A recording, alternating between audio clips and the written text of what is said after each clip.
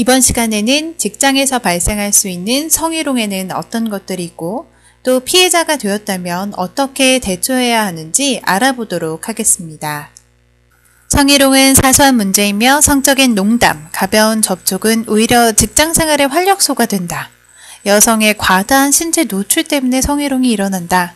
이러한 잘못된 우리들의 인식으로 성희롱의 문제가 더욱더 야기되는 것은 아닐까요? 여성가족부 공공기관 성희롱 실태조사에 따르면 자신의 근무지 내에서 성희롱이 심각하다고 답변한 사람은 3.2%에 불과하나 우리 사회 성희롱 실태가 심각하다고 답변한 비중은 50.2%에 달했습니다. 즉, 근무지 내에 성희롱이 있다고 자각하지는 못하지만 우리 사회의 성희롱의 심각성을 느끼는 경우는 많다는 것입니다.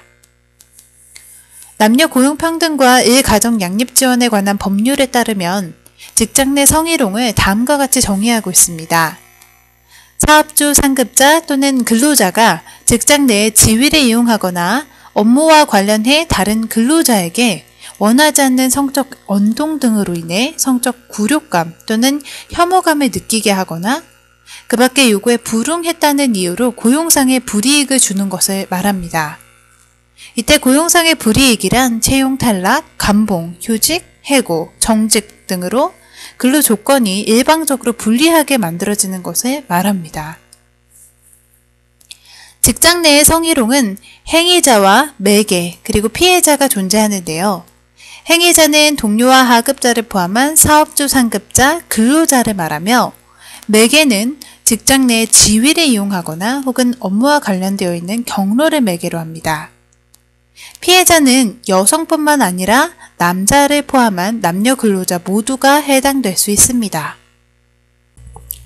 그렇다면 직장 내의 성희롱엔 어떤 것들이 있을까요? 성희롱에는 육체적 성희롱만 있는 것은 아닙니다. 성희롱이 될 수 있는 상황들을 미리 알고 있다면 무의식 중에 가해자가 되는 일을 피하고 피해자가 되었다면 더 적극적으로 대처할 수 있을 겁니다.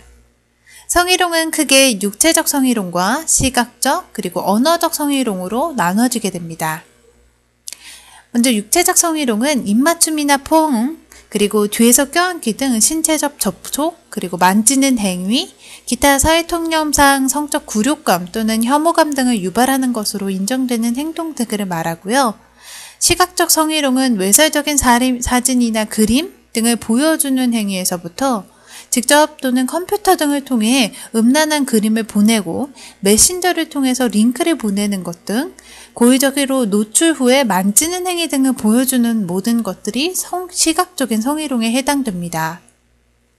언어적 성희롱은 외모에 대한 성적인 평가나 비유, 성적인 경험이나 성생활에 대한 질문에서부터 회식 자리 등에서 무리하게 옆에 앉아 술을 따르도록 강요하는 행위들을 언어적 성희롱으로 보고 있습니다. 한국형사정책연구원의 성희롱 실태 분석과 형사정책적 대응방안 연구 보고서에 따르면 조사 대상 1,150명 중 성희롱 피해 경험이 있다고 대답한 45%의 사람 중 52%가 여성이며 35%는 남성이었다고 합니다. 이러한 결과는 성희롱의 피해자는 성별과 관계없이 누구나 될 수 있다는 것을 의미하는데요. 그렇다면 성희롱 피해자들은 피해 상황에 대해 어떻게 대처했을까요? 54%는 특별한 조치를 취하지 않고 내버려뒀다고 합니다. 31.3%는 주변 사람과 의논했다고 합니다. 조금 더 적극적으로 성희롱 행위자에게 직접 문제 제기를 한 사람들도 있다고 하는데요. 하지만 그 비중이 많지 않으며 극단적으로는 다니던 회사를 그만두는 경우도 있었습니다. 이처럼 성희롱 피해자들은 어떻게 대처해야 하는지 몰라서 혹은 딱히 해결책이 없어서 등 여러 가지 이유로 피해 사실을 묵과하거나 적극적으로 대처하지 않는 경우가 많습니다. 적극적으로 대처하기 위해서는 피해자의 용기와 증거 확보 그리고 주변의 도움이 중요한데요. 앞서 말씀드린 성희롱이 될 수 있는 다양한 상황들을 미리 확인하시고 성희롱이라는 확신이 든다면 가능한 많은 증거를 확보해 두시는 것이 좋습니다. 앞서 성희롱은 상사, 동료, 하급자 등 행위자가 될 수 있다고 말씀드렸는데요. 국가인권위원회의 조사 결과에 따르면 61.1%가 직접 고용 상하 관계에서 성희롱이 발생한다고 합니다. 그 뒤로는 직접 고용 동료 관계, 시설 서비스 이용 관계, 교육 관계 등에서도 성희롱 피해 사례들이 신고된 바를 볼 수 있었습니다. 객관적으로 성희롱을 입증하기 위해서는 4가지 요건이 성립되어야 합니다. 첫째, 사실관계의 확정, 둘째, 업무 관련성, 셋째, 합리적인 일반인 나 관점에서도 역시 성희롱으로 볼 수 있는지, 그리고 마지막으로 넷째, 성적 굴욕감과 혐오감을 느끼게 했는지가 바로 그것인데요. 그렇다면 현재 법적으로 규정하는 성희롱에 해당되는 상황에는 어떤 것들이 있는지 퀴즈를 통해 알아보도록 하겠습니다.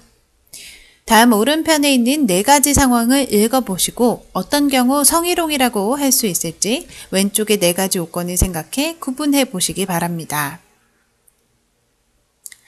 다 읽으셨다면 첫 번째, 여자는 커피만 잘 타도 된다라는 발언은 성희롱이라기보다는 성차별이 됩니다. 다음, 여성의 누드 사진으로 핸드폰 배경화면을 바꾸고 여직원에게 자랑을 했다면 이는 시각적 성희롱에 해당됩니다. 직장 상사가 일 때문이라고 불러서 나왔더니 덥석 손을 잡으며 좋아한다고 고백했다면 이는 신체적 성희롱에 해당됩니다. 마지막으로 출근길에 모르는 사람이 치마가 짧아 좋다라고 했다면 이것은 성희롱이 아닌 불쾌감을 주는 성적 언동이 될 수 있습니다.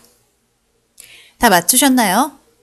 성희롱으로 규정되기 위해서는 발생한 상황이 4가지 요건에 부합되어야 한다고 말씀드렸는데요.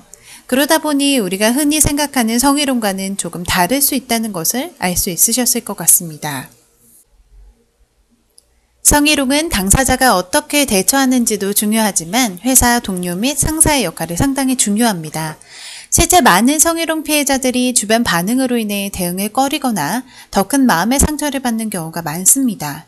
따라서 주변 동료가 성희롱 피해를 호소할 경우 피해자에 대한 공감과 동조 그리고 대응 행동 및 이의 제기 시 적극적인 지지와 지원을 해줘야 우리 사회가 안고 있는 성희롱 문제를 근본적으로 해결하는 데 도움이 되지 않을까요? 하지만 앞서 조사 결과에서도 보셨다시피 성희롱 피해자들은 성희롱 상황에 대해 여러 가지 이유로 적극적인 대처를 꺼려하는 경우가 많습니다. 하지만 성희롱은 제2, 3의 피해자 발생을 막기 위해서라도 혼자 삭히고 묻어둘 문제가 아닌 확실하고 적극적으로 대처해야 할 문제입니다. 그렇다면 성희롱 피해자가 되지 않기 위해서는 어떻게 해야 할까요?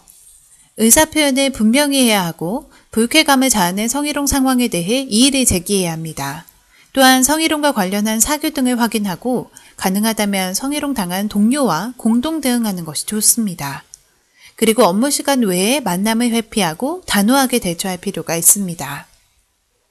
그렇다면 성희롱 피해자가 되었을 땐 어떻게 대처해야 할까요? 먼저 행위자에게 명확하게 거부 의사를 표시해야 합니다. 만약 행위자에게 거부 의사 표시가 어려울 경우 편지 등 다른 방법으로 중단을 요청합니다.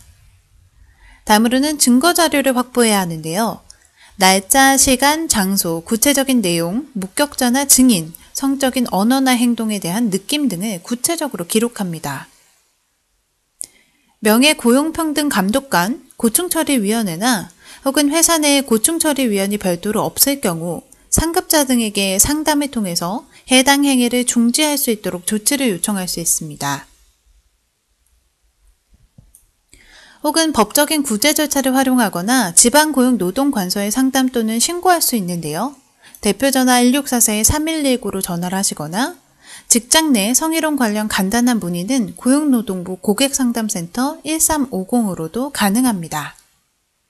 성희롱을 당했다면 회피하거나 감정적으로 대응하지 마시고 다음 사항들을 확인한 후 대처하는 것이 좋습니다. 먼저 상대에게 너무 격앙되지 않은 차분한 어조로 불쾌감을 느꼈으니 하지 말아달라는 의사를 분명하게 전달합니다. 그리고 본인이 이런 상황, 문제가 어떤 모습으로 해결되길 원하는지 잘 생각해 보시기 바랍니다. 간혹 감정에 휩쓸려 대처하다 보면 더 큰 상처를 받게 될 수도 있으니 잘 생각해 보시고 결정하는 것이 중요하겠습니다. 가족과 친구, 선배 등 가까운 사람에게 상담해 마음을 추스르며 문제를 어떻게 해결할지 정하고 사내 여직원회나 외부 상담기관 등 나를 도와줄 곳을 찾아 적극적으로 도움을 요청하는 것도 필요합니다. 성희롱 행위에 대한 증거를 확보하는 것도 중요한데요. 행위자에게 성희롱 행위 중단 요청과 본인이 느꼈던 수치심 등 피해 상황을 명확히 말하고 원하는 해결 방안 등을 구체적으로 언급해 해당 내용을 녹음합니다. 이러한 과정을 통해 피해자와 행위자 간 문제가 원만하게 해결된다면 다행이지만 그렇지 못할 경우 피해자는 사회법적 제도를 통해 행위자를 처벌하거나 보호 조치를 받을 수 있습니다. 성희롱에 대해 우리가 알고 있어야 하는 이유는 피해자가 될 가능성도 있지만 무의식 중 본인의 행동이나 언행이 성희롱 행위자로 비춰질 수 있는 상황을 만들지 않기 위해서기도 합니다. 성희롱 행위자가 되지 않기 위해서는 음담패설 등을 자제하고 외모나 사생활에 지나친 간섭, 불필요한 신체 접촉 등을 자제합니다. 그리고 상대방이 불쾌감을 표현하며 거부 의사를 밝히면 즉시 해당 행동을 중단해야 합니다. 또한 직장 내의 지위를 남용해 사적인 만남을 강요하는 행위도 하지 말아야겠습니다. 본인이 성희롱 행위자로 지목되었다면 상대에게 즉시 사과하고 피해자의 요구사항을 이행하며 징계가 합당할 경우 이를 수용해야겠습니다. 또한 제3자인 주변 사람들은 성희롱에 대한 잘못된 인식에서 벗어나 피해자의 대응 행동에 대한 적극적인 지지와 지원이 이루어져야 할 것이며 피해자의 마음에 상처를 주는 언행으로 피해자가 더 큰 상처를 받지 않도록 주의해야 하겠습니다.